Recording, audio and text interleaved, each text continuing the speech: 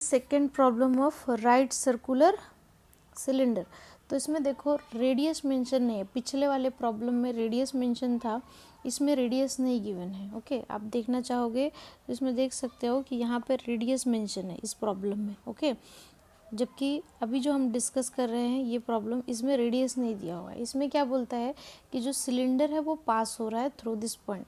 तो मतलब यहाँ पे ये जो सिलेंडर है वो किस टाइप से है, ये सिलेंडर है और ये क्या है, एक्सिस है। तो एक्सिस का पॉइंट क्या है, 1 2 एंड यहाँ पे कुछ नहीं है, इसका मतलब क्या होगा, देयर मस्ट बी 0। ओके, सो यहाँ क्या मिलेगा, 2 1 एंड 0। यहाँ पे भी आपको ट्रायंगल बना लेना है, इसको रीनेम कर लेना है एज ABC। तो लास्ट टाइम हमने यहाँ पे XYZ माना था, अभी ध्यान देना हम यहाँ पे XYZ मानेंगे। ओके, क्योंकि यहाँ पे रेडियस नहीं गिवन है।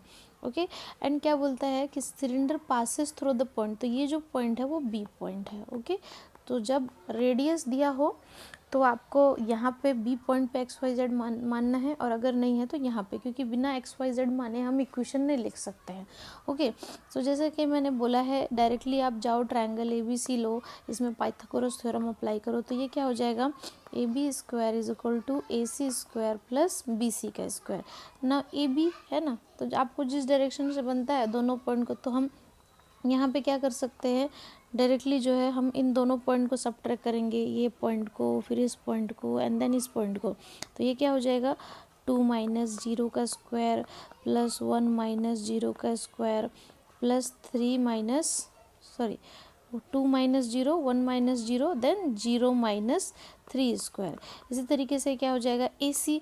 तो अभी ये भी पॉइंट मालूम है और ये भी पॉइंट मालूम है, तो क्या लिख सकते हैं, x माइनस 2 का स्क्वायर प्लस y माइनस 1 का स्क्वायर प्लस z माइनस 0 का स्क्वायर। ओके, तो इसमें डिस्टेंस के फॉर्मूले से ही काम चल जाता है, पिछली बार की तरह प्रोजेक्शन नहीं निकालना पड़ता है AC के लिए। ओके, अब डायरेक्टली यहाँ पे क्या हो जाएगा, ये इन वैल्यूज़ का सब्ट्रैक्शन हो जाएगा, है ना। तो ये क्या हो जाएगा, x माइनस 0 का स्क्वायर प्लस y माइनस 0 का स्क्वायर प्लस z माइनस 3 का स्क्वायर।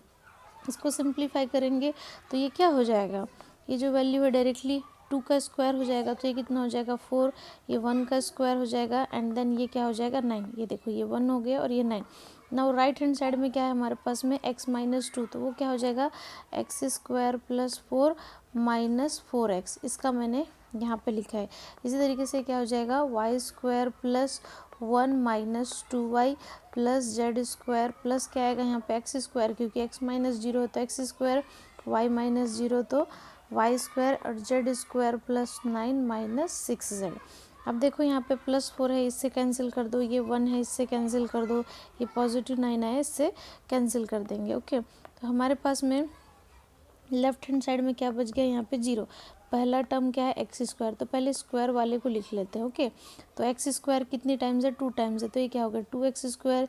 इसी तरीके से वाई स्क्वायर कितने टाइम्स है, 2y स्क्वायर। जेड स्क्वायर भी कितने टाइम्स है, 2z स्क्वायर। ओके, देन हमारे पास में क्या बच गया, x वाला ये है माइनस 4x, फिर ये है minus 2y minus 6z। Okay, तो ये भी हो गया, ये भी हो गया और ये भी हो गया। ओके, सो हम इसको इस तरीके से लिख लेते हैं, एक्स स्क्वायर 2y स्क्वायर। आप चाहो तो इसको कैंसिल भी कर सकते हो, है ना। जब हम इसको कैंसिल करेंगे तो ये क्या हो जाएगा, ये हो जाएगा 2 1 ज़ा 2 1 ज़ा 2 2 ज़ा, ये हो जाएगा 2 3 ज़ा। तो अल्टीमेटली क्या मिलेगा, X square plus Y square plus Z square minus 2x minus Y minus 3z is equal to 0 and this will be your answer. Okay.